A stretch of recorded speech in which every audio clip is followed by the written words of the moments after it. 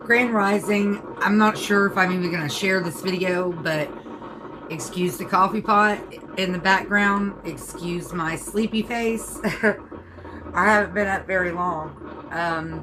And I didn't write it down like I should have, so I came to do this quick video so that I can try to remember as much of the dream that I had last night as possible. I feel like I've already forgotten some of it just since I've been up. I haven't been up long. So I'm just going to jump right into it. I was at first of all, it was a hotel, but it must have been a hotel where like some people actually lived there at the hotel and some people were just there visiting. And there was some kind of like craft fair going on, or, you know, like there was a bunch of people coming in and out. Oddly enough, I was driving my old white Chevy Cavalier station wagon. I loved that car. I missed that car so much. Nonetheless, there were a lot of people there. It was either 3 or 4, I think it was three women, young ladies, that worked at the hotel. Their outfits, every time I saw them, they were wearing different outfits, but they always matched. One part of their outfit was always crocheted. Like one girl was wearing crocheted leggings, one girl was wearing a crocheted blouse, shirt, sweater, whatever. And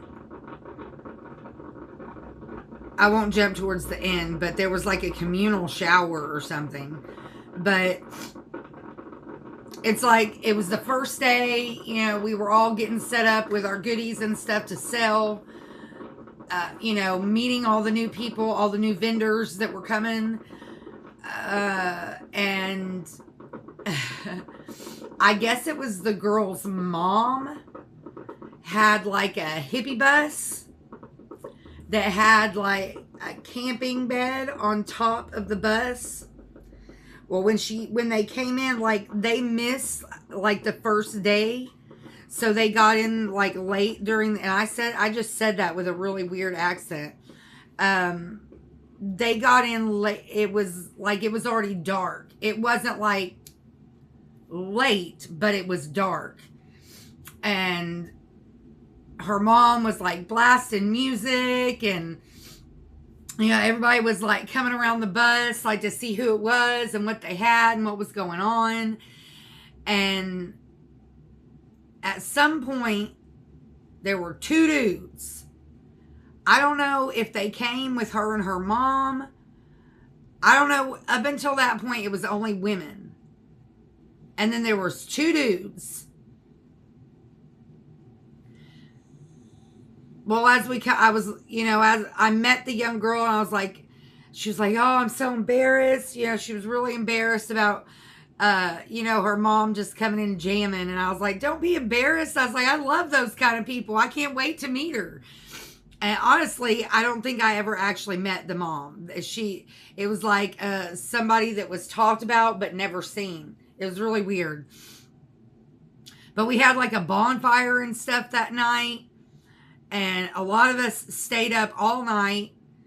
Me and the girl and the 2 dudes ended up on top of the bus in the camping area bed.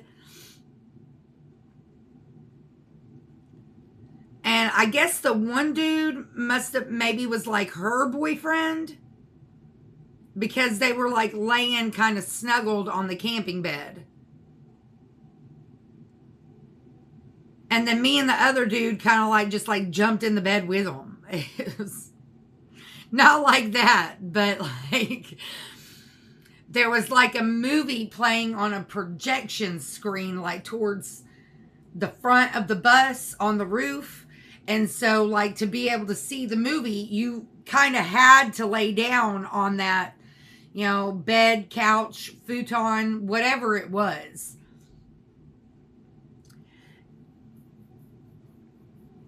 And dude, it was so weird.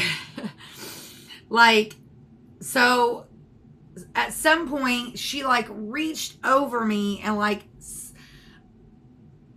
instead of sticking it in the pocket that was closest to her, it's like she wanted me to know she was putting it there. And I was like, what is that? You know, and it was like a bunch of scribbling. It was obvious it was supposed to say something, but I didn't know what it was supposed to say. And she leaned and whispered in my ear and said, I love horses. You know, like a little girl would do it. Like she was a grown woman, but like her inner child was coming out, you know. And she was like, I love horses. And I was like, well, that's great. I love horses too. I mean, I love all kinds of animals, really. Mine get on my nerves a lot, but I really do love them. I shouldn't say that. She doesn't really get on my nerves at all. It's him that drives me crazy. Male testosterone, or I don't know. I wish I could just get his balls cut off, but I think that would fix a lot of his domination issues. And anyways, I don't want to get distracted, but he's the issue in my animals, not her. So I was like, great, you know, that's great. Well, at that point, it's like we stopped watching whatever movie was playing and we all just kind of started chit-chatting. Well, the other dude had made it very clear that I'd like to remain by your side for the evening. That's what I just got. He didn't actually say that. What is that from? I think that's from Pride and Prejudice. I would like to remain by your side for the rest of the evening. But nonetheless, he was like, he was like right there the whole time. Well, every so often, the girls, the three girls that worked at the hotel, like, I would like, I'm not really sure why, but you know, I would just run into them and we'd stand there and chit chat for a few minutes. And one of the times, this is really the only time I remember, I was like, oh, I just now noticed that you guys are dressed to match. And remember how I told you that, like, each one was wearing a piece of clothing that was crocheted? Well, every time I saw them, it's like they were dressed different. It was, I don't know if maybe it was a different day and I'm just not remembering that part, but every time I saw them, they were dressed different. But they always matched and they were all always wearing something that was crocheted. And so I'm standing there and I'm like leaning up against my car. And I'm like, I just now realized that you guys are dressed to match. And they're like, oh yeah, you know, we thought it would be an easy way for people to identify us. Like that we're the ones that work here. And so as I started paying attention, all the crocheted items were the same color. Like they used the same patterns and stuff to where that's the crocheted items is what made them match. Does that make sense? So I guess it's like the final day. I think by this point I had kind of already woke up a few times and like rolled over and gone back to sleep. And it's like everybody's packing up. And the girl from the bus, she was like, oh, you really need to come visit us at our place. And, you know, we would love to have you. And da-da-da-da-da. We do all the, you know, she really wanted me to come visit her. And the dude that remained by my side came with them. So I don't know if he lived with them or, you know, if he just rode with them. But I guess I was set up at the very end And so I'm walking over to my setup. I see my car, the wagon, and it's like I'm trying to walk like in between my setup and like a wall. And I'm trying to squeeze through to get to the other side of my car, the passenger side of my car. I guess I'm going to take a shower because that's where I ended up. So I guess I was like getting my clothes and stuff out of the car. And he was like, you know, you really should come. We would love to have you. I think you would really enjoy it out there. And I guess they had horses. Maybe that's why she told me that. And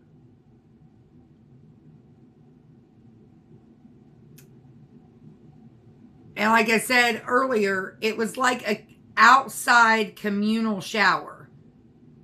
It wasn't like the type of shower where you could just get naked and get in. You know, you had to be aware of who was around.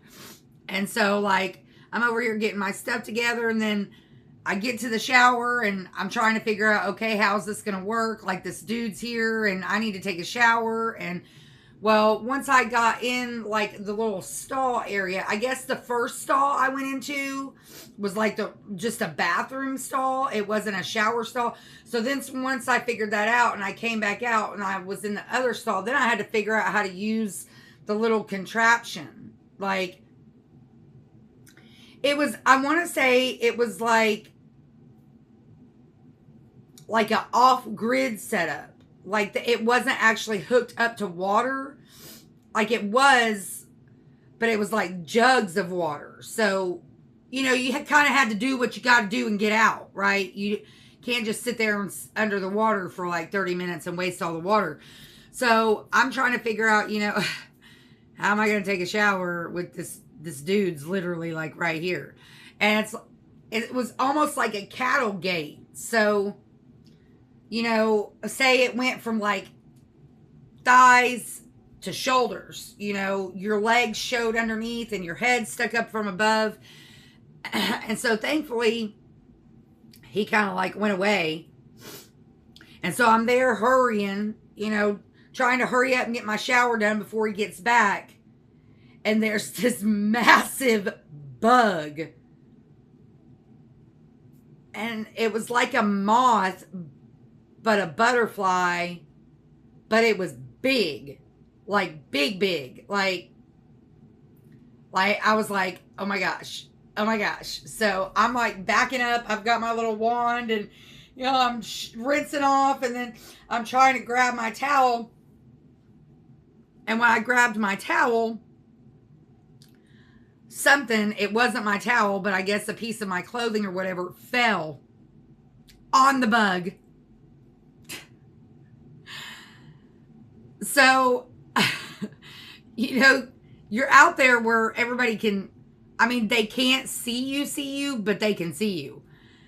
And I'm like, okay, how the hell am I going to get away from this bug without exposing my nudity, right? So I wrapped myself in my towel, and I grabbed my clothes and shook it real quick and then ran out the gate to my car. I'm like, okay, I'm just going to get dressed in my car, right? Well, there's that dude. And he's upset. And I'm like, you know, I'm running from a bug. Why don't you go see if you can catch that bug so I can put my clothes on? So that's what he did. He went over there, and I don't remember if he actually caught it or not. But I got my clothes on, and he came back, and he's upset. And he said something about, I may have to come pick you up.